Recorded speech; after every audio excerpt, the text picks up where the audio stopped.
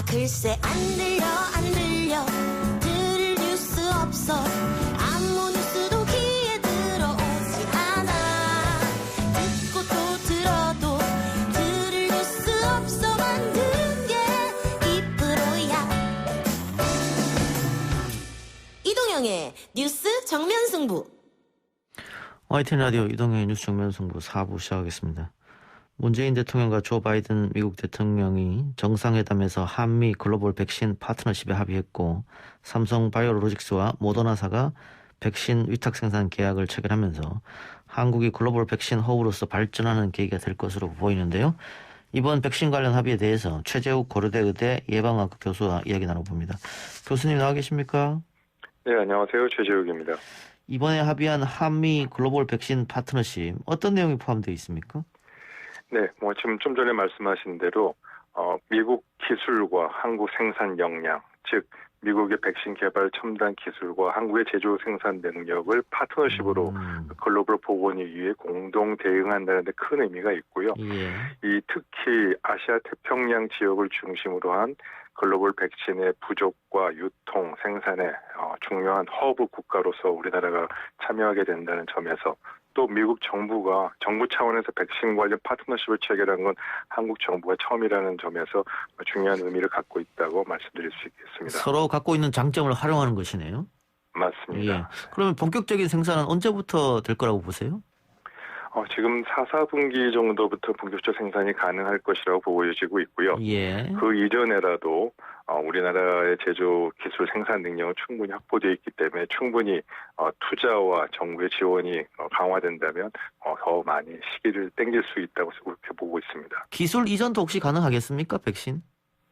네, 단순하게 백신 원료를 병입하는 차원에서 넘어가서 그런 어떤 업무 자체와 생산 제조를 하기 위해서는 기술 도입이라는 부분이 반드시 필요하고요. 또 이번에 동시에 우리나라 국립보건원과 모더나가 기술 협력 개발에 대한 약정을 체결했기 때문에 다양한 형태의 기술 협력 사업이 계속적으로 이루어질 것이라고 생각하고 있습니다. 예. 그 야당에서는 백신 스와프가 결국 안 됐지 않느냐 이렇게 비판하던데 그거와 이 백신 파트너십과 다른 점은 어떤 거 있을까요? 네, 백신 스왑은 제조 생산하는데 시간이 걸리니까 그 이전에 우리가 생산할 수 있는 백신을 나중에 우리가 돌려줄 수 있겠다라는 관점에 미리 좀 땡겨받고 나중에 돌려주겠다 이제 그런 관점에서 단기적으로는 백신 스와프가 많이 도움이 되는 건 사실입니다. 예. 그런 면에서 백신 스와프를 통해서 집단 면역 달성 기간으로 삼고 있는 11월 목표를 좀 땡길 수 있다는 점에서는 조금 아쉬운 점이 있습니다만 어찌됐건 그 백신 스왑도 전체적으로 이 백신 제조 생산 기술을 우리가 본격적으로 우리가 생산한다는 걸 전제를 하고 있기 때문에 근본적인 해결이 이번 한미 글로벌 백신 공동 이 협약을 통해서 많은 부분이 해소될 수 있을 거라고 생각하고 있습니다. 알겠습니다. 백신 수급에 도움이 되는 것 이 외에 이 또 다른 효과가 있을까요? 이 백신 파트너십에 대해서? 네네.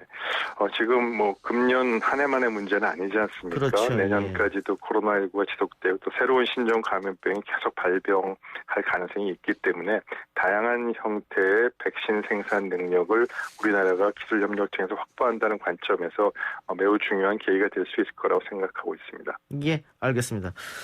자, 조금 다른 얘기 해보죠. 더불어민주당 백신 치료제 특별위원회가 오늘 회의에서 백신 접종자들에게 인센티브를 부여하는 내용을 정부에 건의했다고 하는데 이 부분은 교수님 어떻게 보고 계세요? 네, 저도 당연히 그런 인센티브를 부여하는 방안이 반드시 필요하다고 생각합니다. 예. 그런 이유로는 여전히 일부 아스트라제네카 백신에 대한 이 불신과 우려 때문에 접종 예약률도 떨어지고 있고 특히 고령자에서 접종 예약률이 지금 낮지 않습니까? 그래서 이런 부분을 좀 더 활발하게 백신 접종 원활하게 하기 위해서는 인센티브를 부여하는 것이 굉장히 반드시 필요하고요. 특히 고령자를 대상으로 해서 다양한 방안, 백신 접종자에게 경로당을 개방한다든지 일부 고령자들의 사회활동을 좀 촉진할 수 있는 그런 인센티브를 고려하는 부분은 적절히 검토할 만하다고 생각합니다. 예, 말씀하신 것처럼 이 고령층의 접종 예약률이 떨어지는 것이 백신에 대한 불신 때문인데 반대로 젊은 층 사이에서는 고령층에서 안 맞겠다고 한 백신을 우리가 대신 맞겠다. 소위 말하는 노쇼 백신인데요. 이게 예. 밀려가지고 저도 전화를 한 4군데 했는데 네.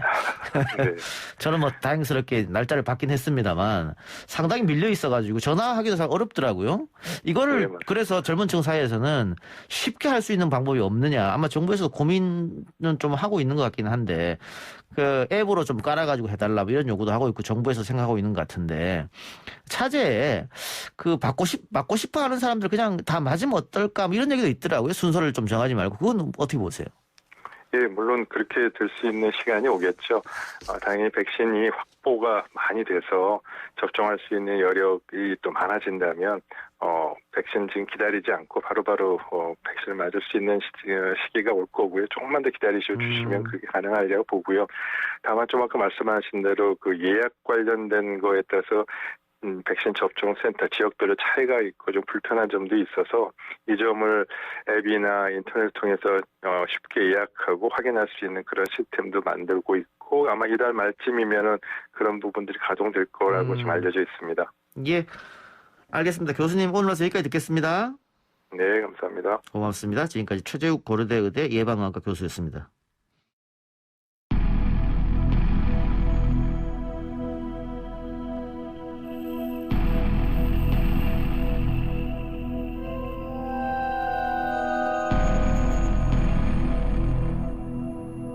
매주 월요일 진행되는 사건 처리반 오늘은 새로운 분 오셨습니다. 김원배 전 서울경찰청 국제범죄수사팀장입니다. 어서 오십시오. 네, 안녕하십니까. 예, 그 형사로 재직하셨다고 하는데 주로 강력계에 계셨습니까? 제가 이제 33년 동안을 경찰 생활을 했는데요. 그중에 15년 정도는 강력계 근무했었고요. 예. 그다음 16년 정도는 국제범죄수사라고 그래가지고 외국인 수사하는 거 있지 않습니까? 예. 그 수사를 인터폴 수사랑 같이 16년을 했고 또 지구대라든지 이제 조사계, 여청계 등 해서 수사를 했는데요. 또 다른 수사기관에도 근무를 했습니다. 즉 예. 검찰청의 특수부나 형사부에 한 4년 근무를 했고요. 또 특별검사실에도 파견나가 근무를 했기 때문에 좀 운이 좋게도 여러 수사기관을 다니면서 수사를 했었죠. 근데 지금 그 팀장님이 보니까 범죄인들이 앞에 조사받으러 오면 많이 겁내했겠어요? 제가 인상은 좀 싸나 보이는데도 좀 부드럽게 하기 때문에 범죄인들이 저를 매우 좋아합니다. 그래요. 알겠습니다. 자, 오늘 할 이야기는 손정민 씨 사건 이야기인데 친구 A씨 측 변호인인 양정근 변호사가 언론과 인터뷰에서 만취한 상태였다는 걸 입증할 객관적 증거는 많다라고 이야기했는데 형사님 보시기엔 어떻습니까? 이 만취라는 개념이 좀 애매하게 한데요. 저희 경찰에서는 0.08 이상은 면허 취소지 않습니까? 예. 근데 0.15 이상은 좀 만취로 보고 있어요. 불량가수로 보고 있는데 실제로 그렇다고 한다면은 의식은 있다 하더라도 이제 걸음걸이가 비틀거린다든지 아니 본인 말이 부정확하다든지 일단은 변호사가 말도 하고 또 언론에 나온 거 보게 되면은 술을 마신 것, 즉 9병 좀 먹었다고 한다면 일단은 만취라고 생각해도 무방할 거라고 생각이 됩니다. 예.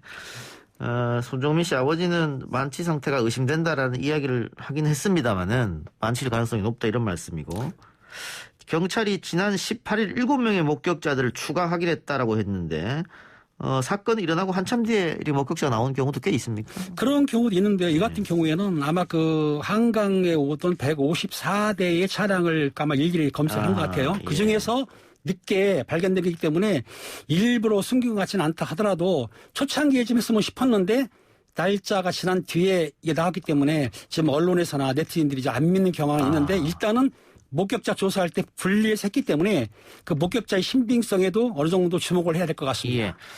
특히 이제 그 손군을 추모하는 네티즌들 같은 경우에는 뭐 확증 편향이라고 할까요? 이제 자신이 믿는 쪽으로 믿어버려서 그 경찰의 뭐 수사 기록들이라든가 이런 의문점들에 대해서 믿지 않는 경향이 있어서 좀 안타깝긴 합니다만은. 경찰이 마지막 최종 결과를 발표하겠죠. 그때까지 경찰이 이제 최종 결과를 발표하려면은 일단 수사를 더 해야 되는데 예. 제가 아쉬움은 실제적으로 그 송군의 친구 있지 않습니까? 예. 그 가족들도 진술은 받았지만 아마 거짓말 탐지기는 즉 했다는 내용이 안 나오거든요. 예. 그 진술의 신빙성을 위해서 거짓말 탐지기도 요청을 해서 필요하다라고 보고 있습니다. 알겠습니다. 좀 지켜보도록 하고요. 네네. 자, 이번에는 팀장님이 직접 수사에 참여한 사건인데 헐크파 13인조 강도 사건. 이 헐크파 조직폭력 사건입니까?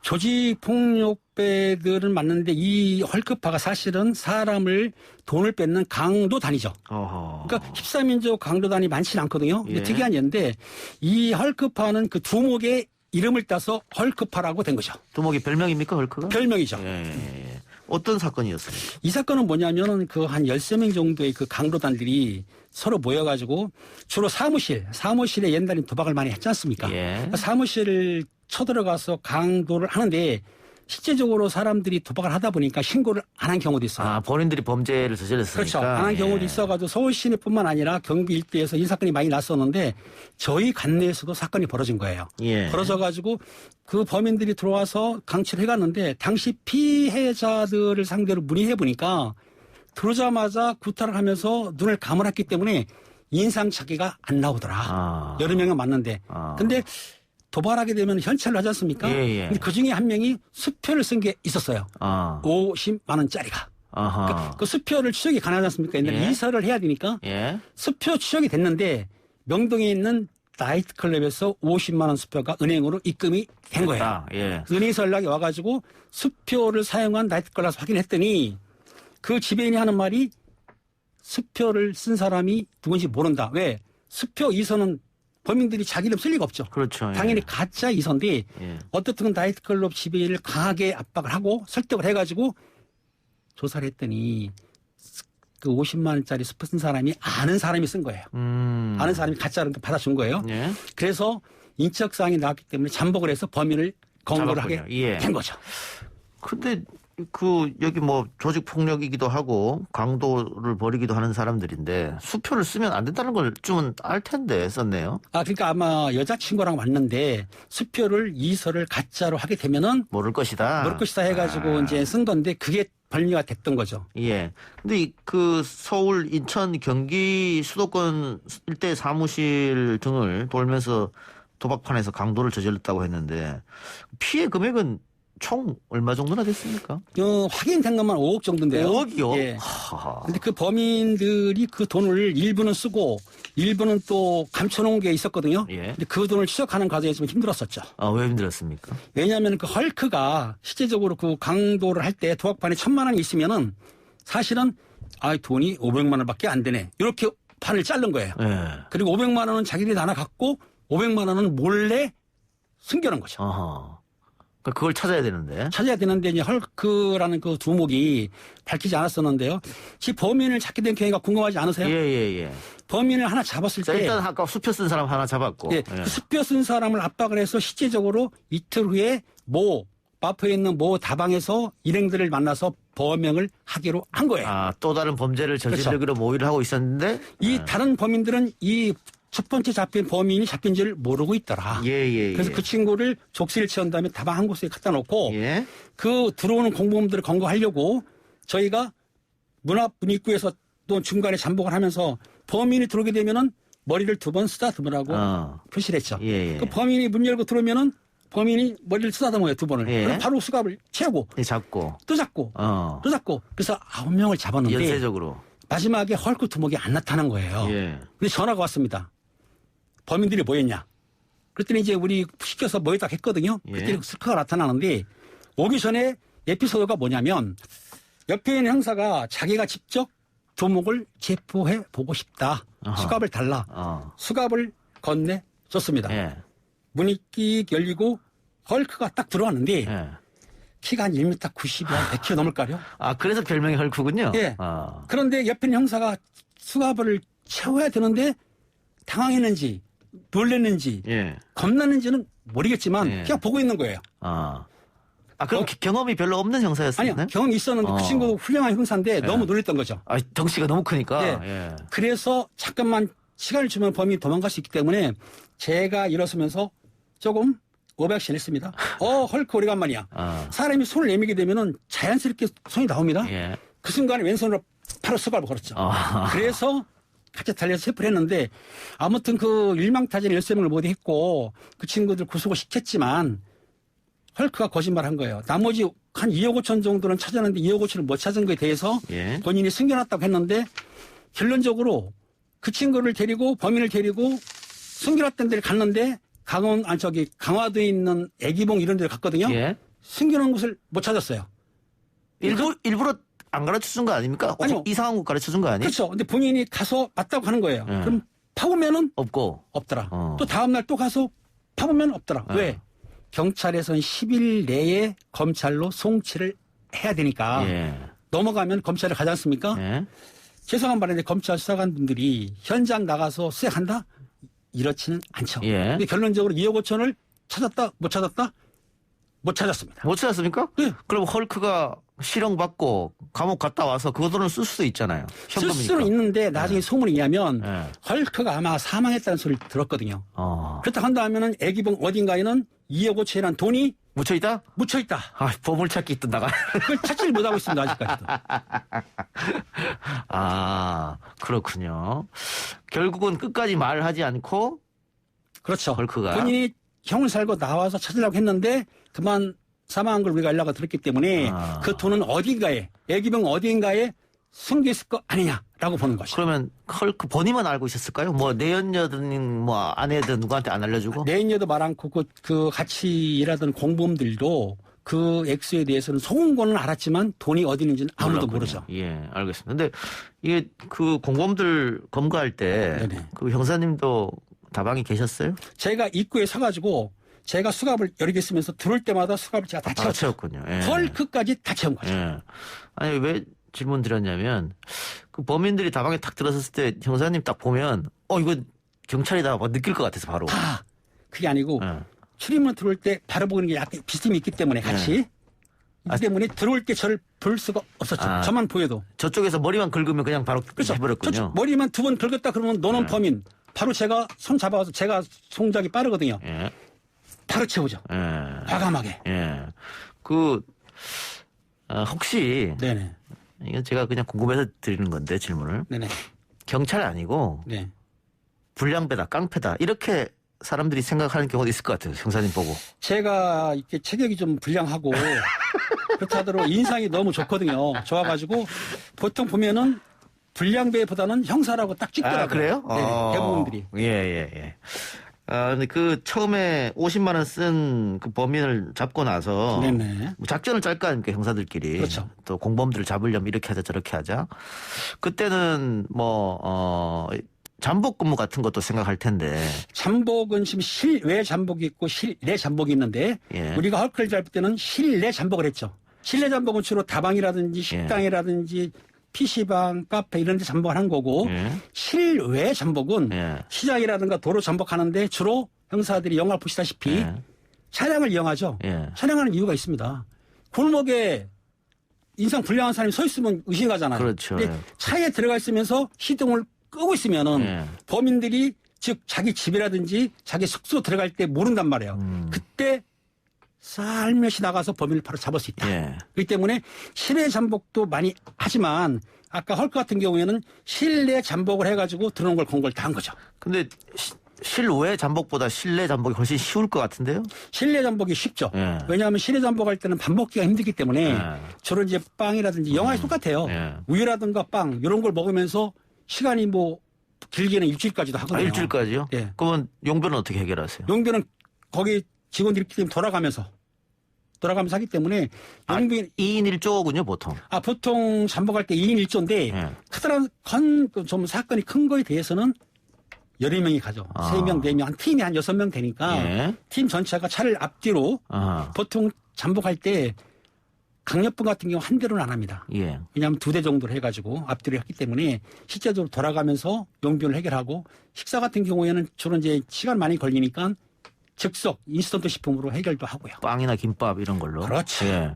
근데 시동을 못 켜고 있다고 하셨으니까. 시동 켜면 안 되죠. 그럼 한겨울이라 한여름에 그렇죠. 어떻게 해요?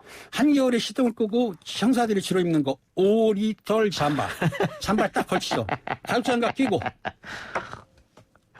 그래서 여름에는요. 여름도 너무 더운데 에어컨 못 켜고 있으면 그렇잖아요. 여름에는 문만 열어놓고 그러니까 이건 있습니다. 이게 낮에 같은 경우에는 조금 틀어도 되지만 밤에는 안 되잖아요. 소리가 크니까. 예. 그렇기 때문에 모기가 물어도 그 정도는 참아야 형사지. 아. 덥다고 형사를 안 할 수는 없으니까 잠복 근무는 얼음이 있다 하더라도 범인을 검거하게 되면 보상이 주어지니까 예. 싹 참을 수가 있는 거죠. 예.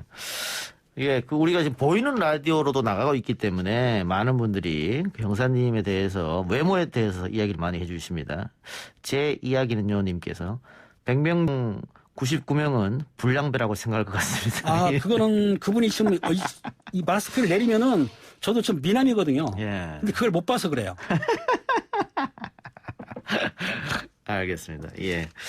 자, 왜 영화에 보면 뭐 요즘은 안 그렇습니다만은 예전에 뭐 진실의 방 뭐 이런 얘기도 하고 말 안 되면 한 대 쥐어박기도 하고 왜 제대로 말 안 하냐. 근데 요즘은 전혀 어떻게 그런 거 있습니까? 최근에도? 요즘에는 이제 형사들이 조사를 할 때 CCTV를 설치했지 않습니까? 그렇기 때문에 CCTV 때문에 압박은 하더라도 액션을 취하지 즉 신체적 접촉은 못 하고요. 물론 말은 강하게 하지만 예. 옛날 영화 아니면 강력반의 영화 나오는 것처럼 압박을 그렇게는 못 하고 예. 언어로 수사 기법이 있거든요. 예. 그러니까 얼르고 달래고. 아, 소위 말하는 배드캅, 굿캅 이거네요. 아, 그렇죠. 예. 저거 막 하면서 어떻든 간에 상대방 범인의 설득을 하는 방법을 하지 우격다짐을 한다는 거는 쌍팔년도 옛날 얘기다. 그러면 좀 무서운 우락부락한 형사가 가서 막 화내고 왜 얘기 안 해? 막 다그치다가 또 지나고 나면 또 착하게 생긴 형사가 와서 네 맘 이해해. 밥 먹을래? 뭐 이렇게 하고 이렇게 한단 말이죠. 자꾸 이렇게. 아, 그걸 또 어디서 들으신 것 같아요. 이 앵커께서 실제적으로 저같이 인상이 그런 사람이 압박을 하다가도 예. 부드러운 사람이 커피도 타주고 어허. 이렇게 하시면서 예. 마음을 감화시키기도 하고 어떻든 강약 전술을 펴가지고 자백의 자백을 받는 게 원칙이고 자백에 따라서 증거를 확보해야만이 처벌할 수 있기 때문에 형사들이 무조건 막 강하게 나가는 게 아니고 강원 전략을 함께 쓴다라고 아하. 생각하시면 됩니다. 예, 알겠습니다. 노하우일 수도 있는데 그렇죠. 정봄빛님께서 형사님 멋지세요 이런 의견 주셨고요. 파파이스 예정님께서 형사님 어떤 운동 하십니까? 궁금합니다 이렇게. 어떤 운동 하세요? 최근에도 운동하시는 것 같은데. 제가 원래 태권도 사단, 학교도 사단인데요. 아시다시피 그거는 좀 요즘은 헬스라고 그래가지고 예, 그 무게 있는 거를 좀 들고 있습니다. 30분만.